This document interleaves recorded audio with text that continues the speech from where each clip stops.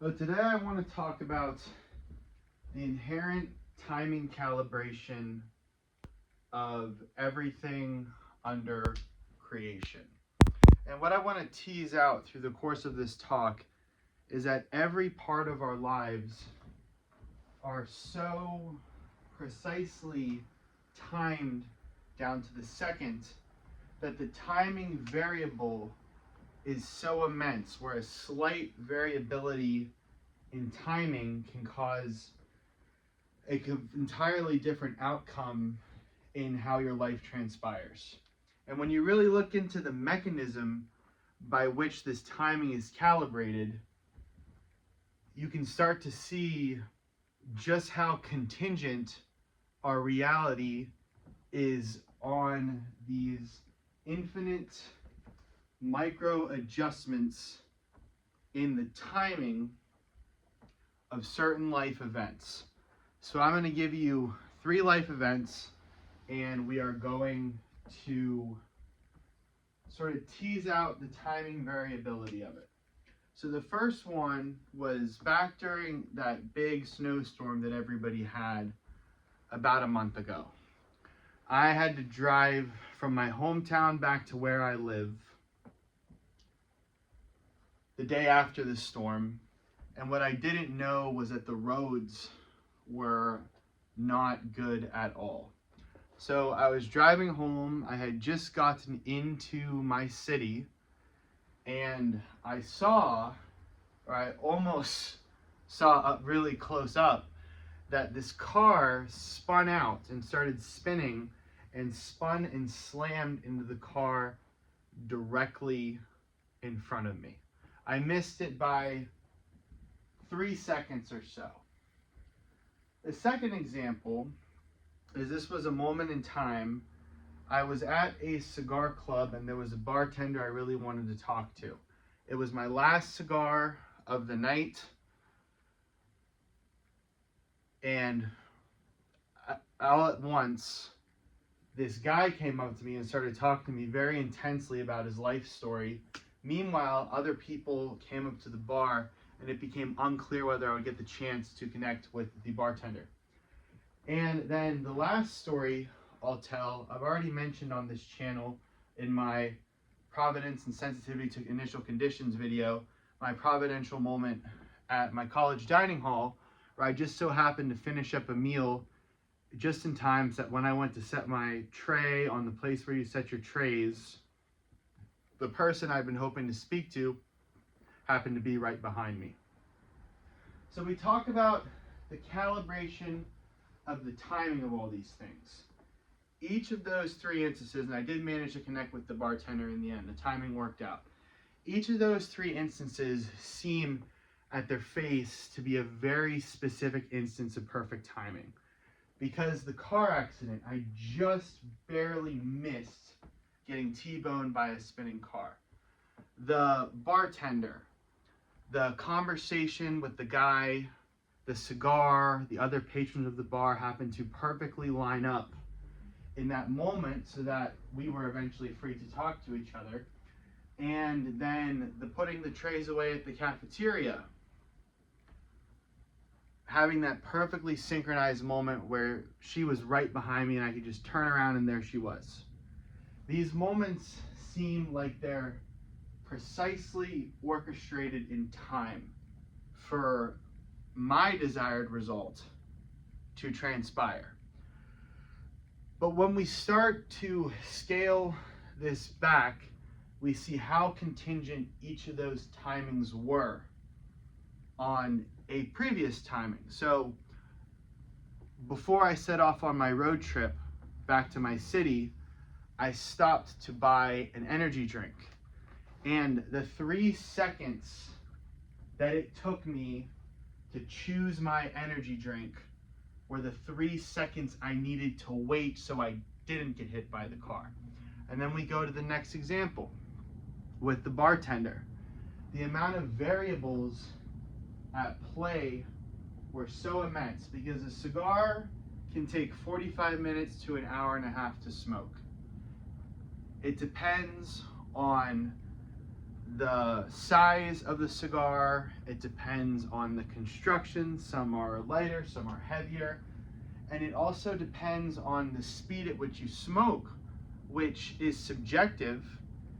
And there's a great amount of variability in it because, as every cigar smoker knows, the quality of the conversation you're having when you're smoking can affect the rate at which you smoke the cigar, because if you're really explaining yourself and really laboring to make the points you're making, that means more time the cigar is at rest and less time being smoked.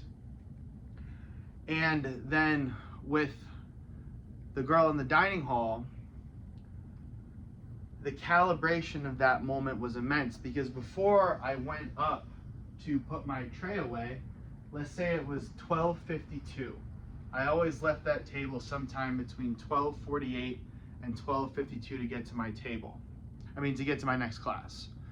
So the timing becomes a subject of how much food I put on my plate, of the flow of the conversation that I'm having with the three friends I'm sitting with.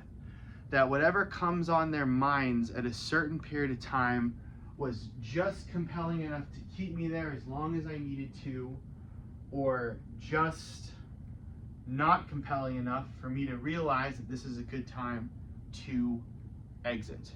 So the timing of each of these three events, when you really break it down, in the moment is subject to the specific, precise timing of countless other events that transpired in order to even put me in the right place to have that perfect timing workout. And those are just three examples. But if you think about your lives, think about how subject everything is to a slight alteration in its timing. So if you're driving to go to a party and you happen to hit 3 red lights in a row, or someone pulls out in front of you and you're stuck behind them driving slower than you otherwise would have driven. Each one of those moments adds or subtracts seconds from your eventual arrival at the party. So then at the party, you'll find that when you walk in the door, there'll be different people standing there. You run into people in a different order. And the conversations that they're having with somebody else that you interrupt by your presence wouldn't have otherwise happened if it wasn't for that initial deviation in the timing. And then scale this. Think about your entire life.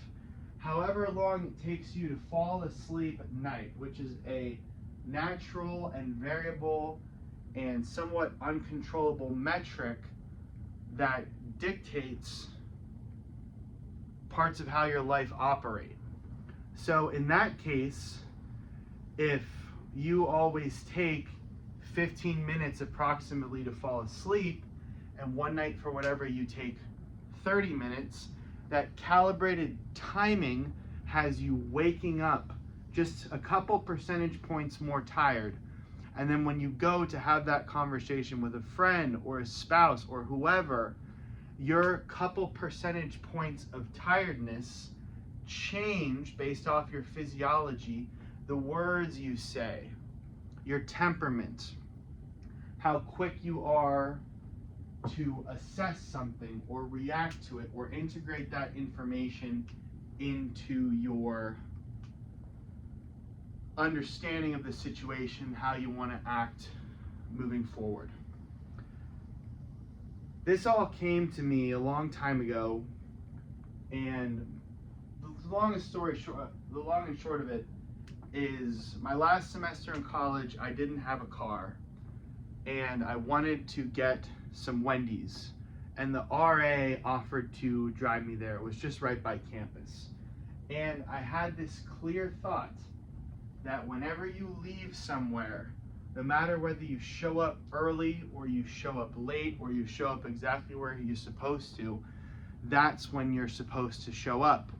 Or if you hit traffic, or if you don't hit traffic, or if you speed a little bit, that is where you're supposed to show up. You're showing up at the right time. And you can make a claim about that, about determinism, but the mechanism by which it happens is that each of those successive interruptions add a second, take away a second, add 8 seconds, take away 12 seconds, add a minute, perfectly marching forward into the moment where you ultimately show up at the right place at the right time. That's the variable. The variable is the orchestration of the minutia of the timing across every facet of your life. Thank you, and God bless.